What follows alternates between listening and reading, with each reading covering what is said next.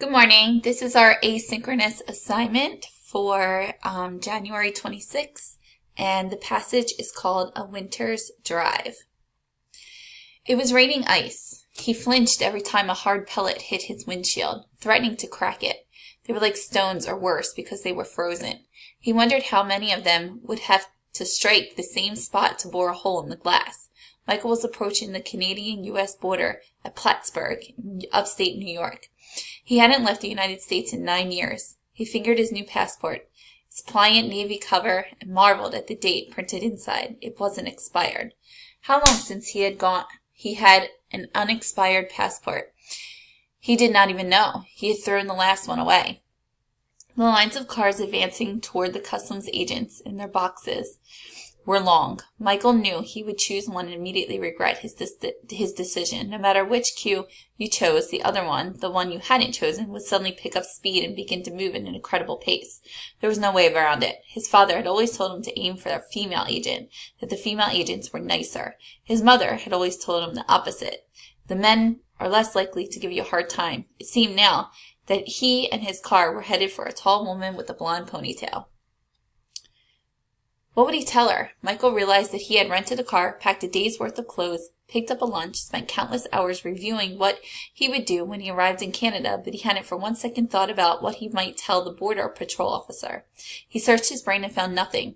The cars inched forward. In 3 cars, it would be his turn. In 1 hour, if the agent let him pass, he would be in Montreal. He ate the last of the cold french fries he had picked up from a drive-thru earlier that morning and crumbled the paper bag. It was his turn. Passport? The agent stuck out her hand. He gave it to her, the new and unexpired little book full of empty pages. Where are you coming from? She asked. New York City. Where are you going? To Montreal, Canada, he said. Why? She asked. He looked at her and then glanced into the rearview mirror at the muddied beige minivan behind him. Visiting some family, he lied. His parents had moved with him to New York from Montreal more than a decade before. Some cousins, he lied again. He had no cousins. His parents were both only children. For how long? 2 or 3 days, he said. The customs agent turned to her computer with a small flip of the ponytail, stamped his unstamped passport, and let him through. He was in Canada. Before the border and after the border looked just the same. It was an imaginary line after all, but he felt different. He turned the radio off and drove in silence for close to 30 minutes. The windshield wipers had stopped swinging from one side to the other, counting time. They were stuck, solid to the glass, shuddering lightly in their icy casing.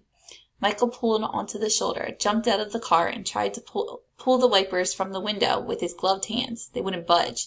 Bits of hail stung his uncovered face. He took the scraper from his trunk and began to assault the front of the car.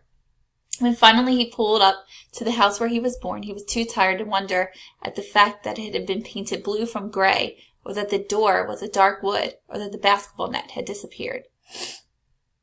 Michael rang the bell. The man who bounded down the stairs and answered the door had a red, thickish beard and dark eyes that were too close together. He was 45 at the most. "Can I help you?" he asked, before the door was entirely open. Michael had practiced. "I'm sorry to bother you," he said, "but I used to live here. I'm in town from New York and was wondering if I might look around for a few minutes. Or I could come back later if now's not a good time." The man was pretty pleased, it seemed. He gave Michael a tour of the house, leading him from the vestibule through the kitchen, living room, and dining room, then down into the basement. Michael nodded all the while, picturing himself running through these hallways, sitting cross-legged on these floors. Next, the man, his name was Earl, brought him up to the carpeted stairs, to the bedrooms, first to the master bedroom, where his parents slept, and then onto the next biggest room, which was his sister's, then to the smallest one, now a study, that was Michael's childhood bedroom. Michael asked if he could have a few minutes alone there. "This room was mine," he told Earl. Earl smiled, backed out, and closed the door behind him. The bunk bed was gone, of course. So were the fluorescent constellation stickers from the ceiling. The room was painted a dull burgundy, and all it contained was a desk and a standing lamp. But the wood floor panels were the same his family had left behind, as he had hoped. As quickly as he could manage, his heart racing, he moved to the right corner of the room and crouched down. He poked at one wooden strip, then another. The strip nudged. On a 4th try, gave way. He had come for this, but he still was slightly surprised, mostly at the fact that the floor hadn't been repaired. The piece of wood came completely loose with one hard tug, and Michael peered into the shallow hole he had created. There inside was a small metal box covered in dust and cobwebs. He cleared the box's cover with his hand, and without so much as opening it up, stashed it away in his knapsack he had carried in. Earl was in the kitchen, boiling water. Michael thanked him profusely and gestured to the door. "Stay for tea?" Earl asked, but Michael declined. He drove 3 or 4 blocks and parked by a snowbank. The street hadn't yet been cleared. The knapsack was bulging with his spoils.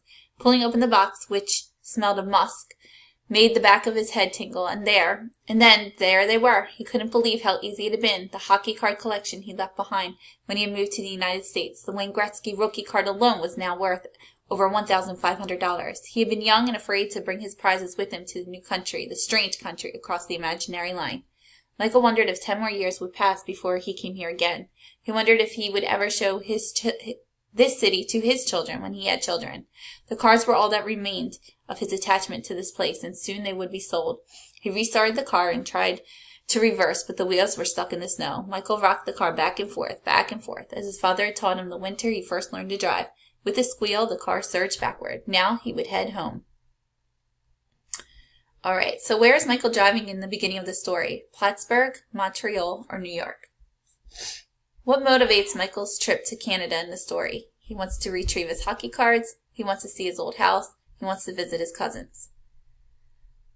Michael did not want the border agent to know why he's going to Canada. What evidence from the passage best supports this conclusion? Michael rents a car for the trip to Canada. Michael packs a day's worth of clothes. Michael lies about his trip to the agent. How does Michael most likely feel at the beginning of the trip? Scared, nervous, bored. What is this story mostly about? Michael returns to his childhood home to find his hockey cards. Michael's nervous about crossing the border from the U.S. to Canada.